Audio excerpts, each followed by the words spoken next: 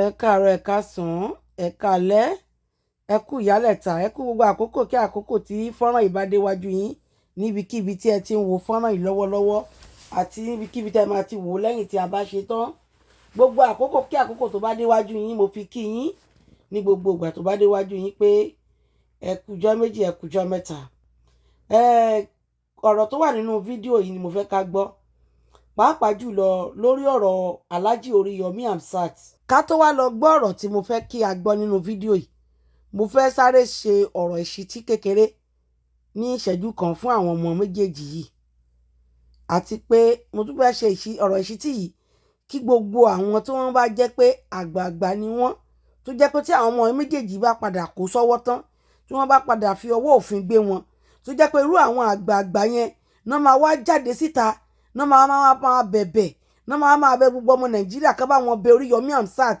Gbogbo irú ẹ̀yin àgbààgbà yẹn báyìí nísìn ẹ lajú kalẹ̀, ẹ la etí yín kalẹ̀, ẹ ń wo social media lójoojúmọ́, ẹ ń rí nǹkan táwọn ọmọ yìí ń ṣe, ẹ ń rí ìwà burúkú tí wọ́n ń wù.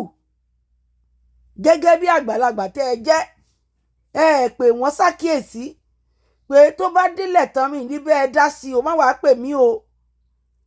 Torí àwọn àgbàlagbà máa ń sọ wípé wọ́n ní tára lé ẹni bá ń jẹ kòkòrò burúkú tá a bá sọ fún hurukẹrẹ ọ̀nà fún ẹ̀ ò ní jẹ́ ká sùn lóru. Ẹ wà ń bẹ̀ sìn àwọn ọmọ yìí bẹ̀rẹ̀ sí pé gbogbo ayé pátá ló mọ̀ pé Oriyomi Hamzat ni wọ́n pè Radionic.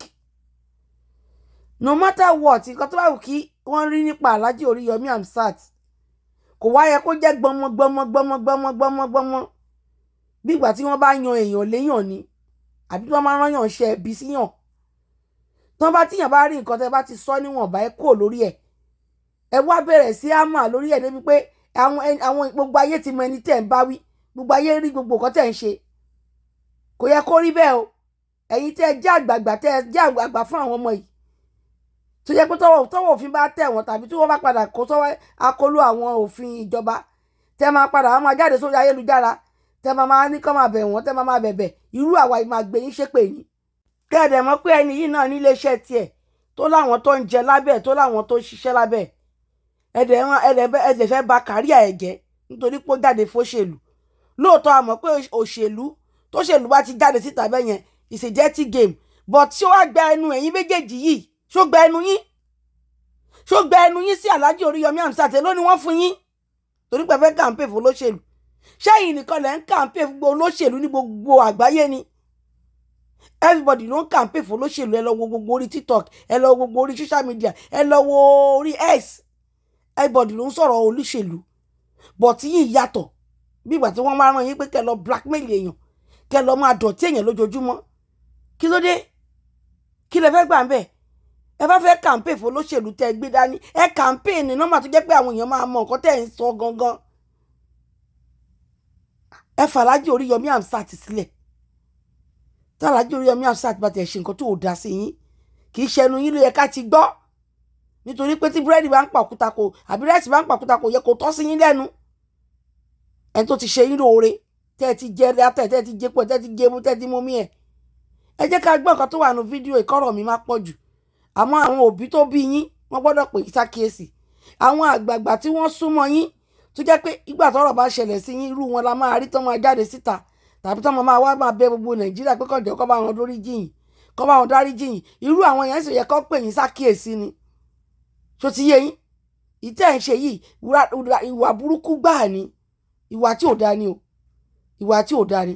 Tẹ́ ẹ̀ bá rẹ́ni sọ fún yín ìwà yìí ò dá, kò dá náà. Báwọn èèyàn bá máa dìbò fún Alhaji Oriyomi Hamzat, bí wọ́n ní dìbò fún, ó kù sí wọn lọ́wọ́. Kí ló wá dé? Ṣé wọ́n yàn yín lé ọkùnrin ni? Ẹ jẹ́ ká gbọ́ nǹkan táwọn aráàlú sọ, ẹ jẹ́ ká gbọ́rọ̀ tó wà nínú fídíò yìí, ẹ jẹ́ ká tẹ́tí balẹ̀ ká gbọ́ voice call yìí. Ẹ ṣé, ó yá, ẹ jẹ́ ká gbọ́.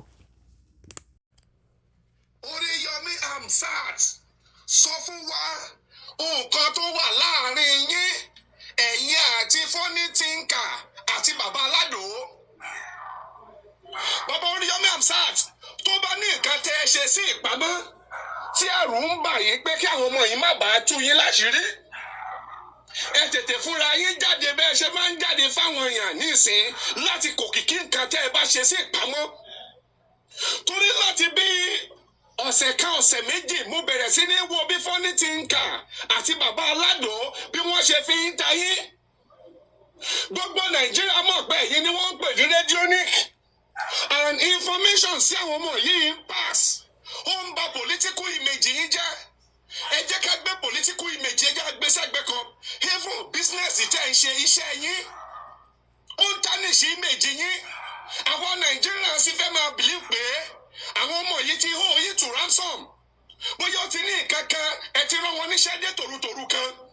Ẹ ti rán wọn níṣẹ́ tẹ́ ẹ lè rán àwọn ọmọ yín. Ẹ ti rán àwọn ọmọ yìí ẹ̀ẹ́dẹ̀ ṣe ìlérí tó yẹ kẹ́ ẹ ṣe fún wọn. Bóyá nítorí rẹ̀ ni wọ́n ṣe ń fi yín ta yín. Tí ò sì sí nǹkan kan tẹ́ ẹ lè ṣe sí torí pé àánú yín á máa ṣe mí.